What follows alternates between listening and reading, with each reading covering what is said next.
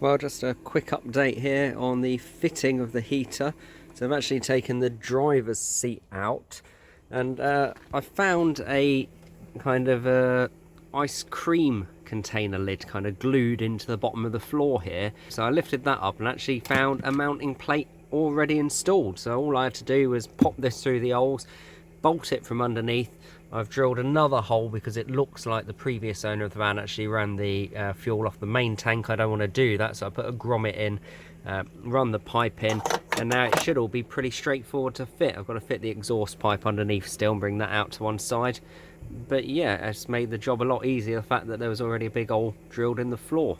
Really great place to fit it actually. It fits perfectly under there, and it almost looks like there's some sort of factory fitted plate or thing under there, because there's actually a ring of metal underneath that's fitted it straight into, and it looks like that's kind of some sort of heat shrouding to well, I don't know, I think this is basically in colder climates where you've got an air heater pre-installed.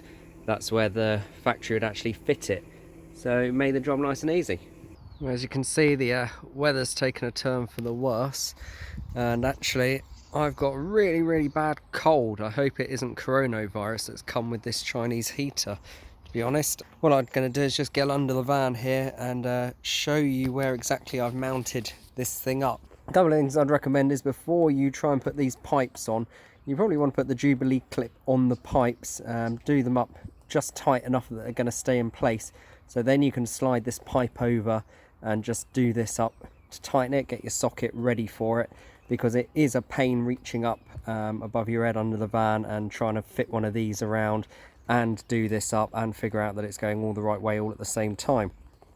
The other thing I'd advise is the Jubilee clips that come, especially for the exhaust pipe, are not strong enough to clamp it on there. So I should actually use some other Jubilee clips that I've got hold of from a local auto factor. They're much better, they do up and they clamp on.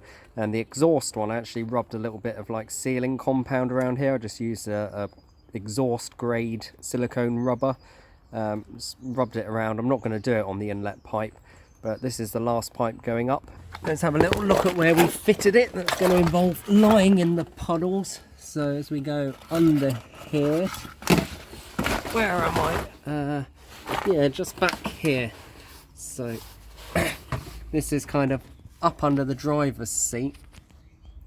See if I can get a better shot of it here. There we go, that's much better. So up under the driver's seat was this kind of under shield, and I just kind of undone a few screws there and peeled that back. It's actually already undone really.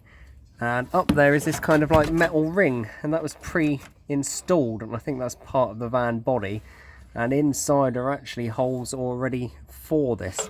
So what I've done is place the pump in, of course, the heater in, bolted it in, applied a liberal amount of silicone rubber around all the mating points there so that we don't get any water ingress, run the exhaust pipe down and mounted it under here. It should probably be close to the edge of the van, but I'll move it later once I'm happy it's all working right. And then I'm just going to try and get the inlet pipe work on now. Do need to be careful that your diesel line doesn't come into contact with the hot exhaust, because it will melt it. I have had it melt on the bench. So what I'll do is, once I've got the inlet in, I'll strap them together and strap them out the way up the front of the van so that they're not going to risk touching. But other than that, I've done some test runs. There's no diesel leaks under here, and let's just get that last bit of pipe work in now. So this is a fiddly job, fitting these on. You want to position them up in a way that we can actually get the socket in there. They need to be pushed onto these fittings, and then we need to be able to somehow get our socket up there to do that up. So I don't think you're going to get the best shot. We'll leave it down to imagination.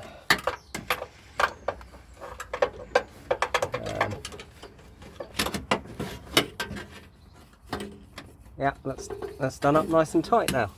Great. So what have we got? We've got the fuel line done. We've got the exhaust on. The exhaust goes off towards the back. The inlet I'm going to tuck up this zip tie up front somewhere.